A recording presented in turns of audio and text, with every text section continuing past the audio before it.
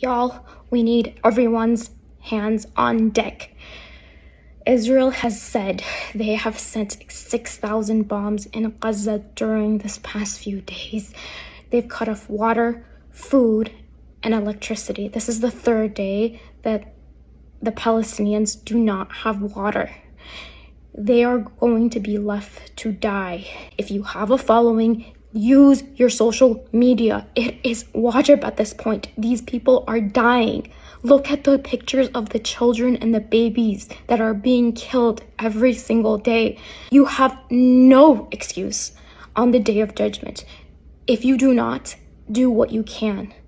All of us have to share what we can on social media. Do not tell me that it has no effect. It does have an effect. Even if you have a small following, when you repost, when you like, when you comment, it makes that content go viral.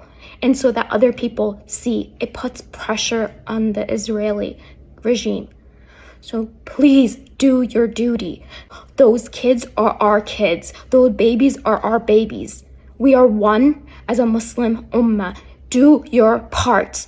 There is no excuse for you not to do anything. Each and every one of us has to do what we can, and we pray to Allah, and we leave the rest in Allah subhanahu wa ta'ala's hands.